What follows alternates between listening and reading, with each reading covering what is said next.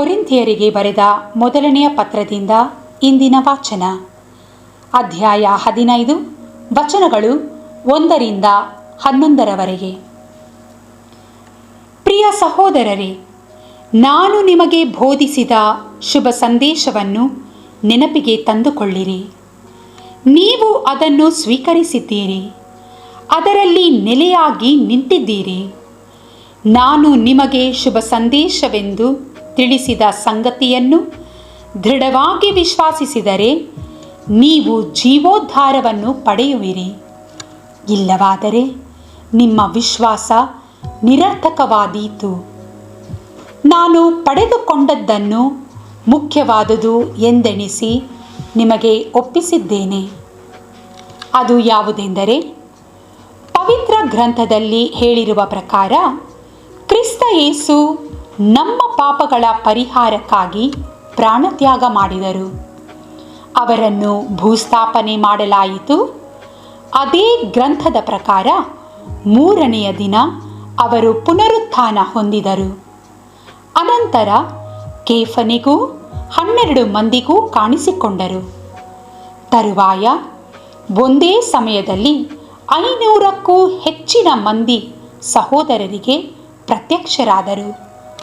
ಅವರಲ್ಲಿ ಕೆಲವರು ಸತ್ತು ಹೋಗಿದ್ದರೂ ಬಹುಮಂದಿ ಇಂದಿಗೂ ಬದುಕಿದ್ದಾರೆ.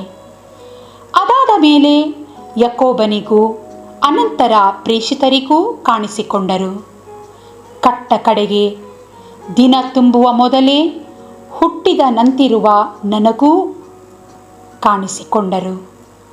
ನಾನಾದರೋ ಪ್ರೇಷಿತರಲ್ಲಿ ಕನಿಷ್ಠನು, ಪ್ರೇಷಿತನೆಂಬ ಹೆಸರಿಗೂ ಅಪಾತ್ರನು.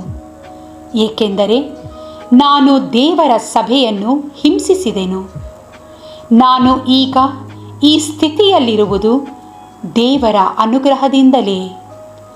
ಅವರ ಅನುಗ್ರಹ ನನ್ನಲ್ಲಿ ವ್ಯರ್ಥವಾಗಲಿಲ್ಲ. ನಾನು ಅವರೆಲ್ಲರಿಗಿಂತಲೂ ಹೆಚ್ಚು ಶ್ರಮಪಟ್ಟು ಸೇವೆ ಮಾಡಿದ್ದೇನೆ. ಅದನ್ನು ಮಾಡಿದವನು ನಾನಲ್ಲ, ನನ್ನಲ್ಲಿರುವ ದೇವರ ಅನುಗ್ರಹವೇ. ನಾನಾದರೇನು, ಅವರಾದರೇನು, ನಾವು ಸಾರುವ ಸಂದೇಶ ಒಂದೇ. ಅದನ್ನು ನೀವು ನಂಬಿದ್ದೀರಿ. ಪ್ರಭುವಿನ ವಾಕ್ಯ. ದೇವರಿಗೆ ಕೃತಜ್ಞತೆ ಸಲ್ಲಲಿ. ಕೀರ್ತನೆ ಶ್ಲೋಕ. ಸಲ್ಲಿಸಿ ಪ್ರಭುವಿಗೆ ಧನ್ಯವಾದ, ಆತ ಒಳ್ಳೆಯವ, ಆತನ ಪ್ರೀತಿ ಶಾಶ್ವತ. ಸಲ್ಲಿಸಿ ನೀವೆಲ್ಲ ಪ್ರಭುವಿಗೆ ಧನ್ಯವಾದ, ಆತ ಒಳ್ಳೆಯವ, ಆತನ ಪ್ರೀತಿ ಶಾಶ್ವತ. ಸಾರಲಿ ಇಸ್ರಾಯೇಲಿನ ಜನತೆ, ಆತನ ಪ್ರೀತಿ ಶಾಶ್ವತ ಎಂದೇ. ಶ್ಲೋಕ.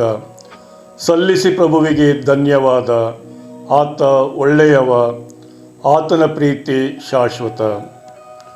ಪರಾಕ್ರಮ ಪ್ರದರ್ಶನ ಪ್ರಭುವಿನ ಬಲಗೈಯಿಂದ, ವಿಜಯ ಸಾಧನ ಪ್ರಭುವಿನ ಬಲಗೈಯಿಂದ. ಸಾಯಿನ್ನು ಜೀವದಿಂದಿರುವೆನು ನಾನು, ಪ್ರಭುವಿನ ಕಾರ್ಯಗಳನ್ನು ಸಾರುವೆನು. ಶ್ಲೋಕ. ಸಲ್ಲಿಸಿ ಪ್ರಭುವಿಗೆ ಧನ್ಯವಾದ, ಆತ ಒಳ್ಳೆಯವ, ಆತನ ಪ್ರೀತಿ ಶಾಶ್ವತ.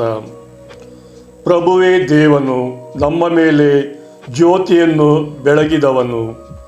ಸಲ್ಲಿಸಿ ನೀವೆಲ್ಲ ಪ್ರಭುವಿಗೆ ಧನ್ಯವಾದ, ಸದುತ್ತರ ಪಾಲಿಸಿದ ಪ್ರಭು ನಿನಗೆ ವಂದನೆ. ಉದ್ಧಾರ ಮಾಡಿದ ನಿನಗೆ ಕೃತಜ್ಞತಾ ವಂದನೆ.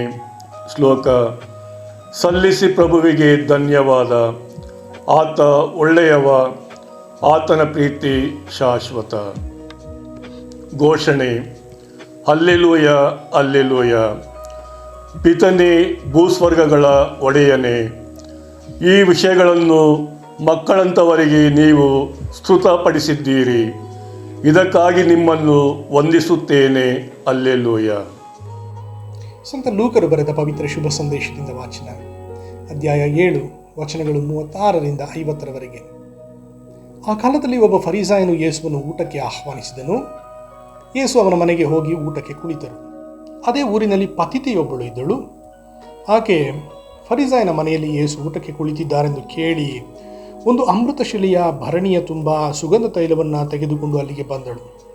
ಅವಳು ಯೇಸುವಿನ ಹಿಂಬದಿಯಲ್ಲಿ ಅಳುತ್ತಾ ನಿಂತು ತನ್ನ ಕಂಬನಿಯಿಂದ ಅವರ ಪಾದಗಳನ್ನು ತೊಳೆದು ತಲೆ ಕೂದಲಿನಿಂದ ಒರೆಸಿ ಆ ಪಾದಗಳಿಗೆ ಮುತ್ತಿಟ್ಟು ಸುಗಂಧ ತೈಲವನ್ನು ಹಚ್ಚಿದಳು. ಯೇಸುವನ್ನು ಆಹ್ವಾನಿಸಿದ ಫರಿಸಾಯನು ಇದನ್ನು ನೋಡಿ, ಇವನು ನಿಜವಾಗಿಯೂ ಪ್ರವಾದಿಯಾಗಿದ್ದರೆ ತನ್ನನ್ನು ಮುಟ್ಟುತ್ತಿರುವ ಇವಳು ಯಾರು, ಎಂತಹ ಪತಿತಳು ಎಂದು ತಿಳಿದುಕೊಳ್ಳುತ್ತಿದ್ದನು ಎಂದು ತನ್ನೊಳಗೆ ಅಂದುಕೊಂಡನು. ಅದಕ್ಕೆ ಯೇಸು, ಸಿಮೋನ್, ನಾನು ನಿನಗೆ ಹೇಳಬೇಕಾದ ವಿಷಯ ಒಂದಿದೆ ಎಂದರು. ಅದೇನು ಹೇಳಿ ಗುರುವೇ ಎಂದನು. ಆಗ ಯೇಸು, ಒಬ್ಬ ಸಾಲಿಗನಿಗೆ 2 ಸಾಲಗಾರರಿದ್ದರು. ಒಬ್ಬನು 500, ಇನ್ನೊಬ್ಬನು 50 ಬೆಳ್ಳಿ ನಾಣ್ಯಗಳನ್ನು ಅವನಿಗೆ ಸಾಲ ಕೊಡಬೇಕಾಗಿತ್ತು. ಆ ಇಬ್ಬರಿಗೂ ಸಾಲ ತೀರಿಸಲು ಸಾಧ್ಯವಾಗಲಿಲ್ಲ. ಸಾಲಿಗನು 2 ಸಾಲವನ್ನು ಮನ್ನಾ ಮಾಡಿದನು. ಈಗ ಹೇಳು, ಈ ಇಬ್ಬರಲ್ಲಿ ಯಾರಿಗೆ ಆ ಸಾಲಿಗನ ಮೇಲೆ ಹೆಚ್ಚು ಪ್ರೀತಿ ಎಂದು ಕೇಳಿದರು. ಅದಕ್ಕೆ ಸಿಮೋನನು, ಯಾರು ಹೆಚ್ಚು ಸಾಲದಿಂದ ಬಿಡುಗಡೆ ಹೊಂದಿದ್ದಾನೋ ಅವನೇ ಎಂದು ತೋರುತ್ತದೆ ಎಂದನು. ಸರಿಯಾಗಿ ಹೇಳಿದೆ ಎಂದರು ಯೇಸು. ಅನಂತರ ಆ ಮಹಿಳೆಯ ಕಡೆ ತಿರುಗಿ ಸಿಮೋನನಿಗೆ, ಈಕೆಯನ್ನು ನೋಡಿದೆಯಾ? ನಾನು ನಿನ್ನ ಮನೆಗೆ ಬಂದಾಗ ನೀನು ನನ್ನ ಕಾಲಿಗೆ ನೀರು ಕೊಡಲಿಲ್ಲ. ಈಕೆಯಾದರೂ ನನ್ನ ಪಾದಗಳನ್ನು ತನ್ನ ಕಣ್ಣೀರಿನಿಂದ ತೊಳೆದು ತಲೆಗೂದಲಿನಿಂದ ಒರೆಸಿರುವಳು. ನೀನು ನನಗೆ ಮುತ್ತಿಟ್ಟು ಸ್ವಾಗತಿಸಲಿಲ್ಲ. ಆದರೆ ಈಕೆ ಒಳಗೆ ಬಂದಾಗಿನಿಂದ ನನ್ನ ಪಾದಗಳಿಗೆ ಮುತ್ತಿಡುವುದನ್ನು ನಿಲ್ಲಿಸಿಲ್ಲ. ನನ್ನ ತಲೆಗೆ ನೀನು ಎಣ್ಣೆ ಹಚ್ಚಲಿಲ್ಲ. ಈಕೆಯೋ ನನ್ನ ಪಾದಗಳಿಗೆ ಸುಗಂಧ ತೈಲವನ್ನು ಹಚ್ಚಿರುವಳು. ಆದ್ದರಿಂದ ನಾನು ನಿನಗೆ ಹೇಳುವುದೇನೆಂದರೆ, ಈಕೆ ಮಾಡಿದ ಪಾಪಗಳು ಅಪಾರವಾದರೂ ಅವನ್ನು ಕ್ಷಮಿಸಲಾಗಿವೆ. ಇದಕ್ಕೆ ಈಕೆ ತೋರಿಸಿರುವ ಅಧಿಕವಾದ ಪ್ರೀತಿಯೇ ಸಾಕ್ಷಿ. ಕಡಿಮೆ ಕ್ಷಮೆ ಪಡೆದವನು ಕಡಿಮೆ ಪ್ರೀತಿ ತೋರಿಸುತ್ತಾನೆ ಎಂದರು. ಅನಂತರ ಯೇಸು ಆ ಮಹಿಳೆಗೆ, ನಿನ್ನ ಪಾಪಗಳನ್ನು ಕ್ಷಮಿಸಲಾಗಿದೆ ಎಂದರು. ಜೊತೆಯಲ್ಲಿ ಊಟಕ್ಕೆ ಕುಳಿತಿದ್ದವರು ಇದನ್ನು ಕೇಳಿ, ಪಾಪಗಳನ್ನು ಕೂಡ ಕ್ಷಮಿಸುವ ಈತ ಯಾರು ಎಂದು ತಮ್ಮಲ್ಲೇ ಹೇಳಿಕೊಂಡರು. ಯೇಸು ಆಕೆಗೆ, ನಿನ್ನ ವಿಶ್ವಾಸ ನಿನ್ನನ್ನು ಉದ್ಧಾರ ಮಾಡಿದೆ, ಸಮಾಧಾನದಿಂದ ಹೋಗು ಎಂದರು. ಪ್ರಭುವಿನ ಶುಭ ಸಂದೇಶ. ಕ್ರಿಸ್ತರೇ ನಿಮಗೆ ಸ್ತುತಿ ಸಲ್ಲಲಿ.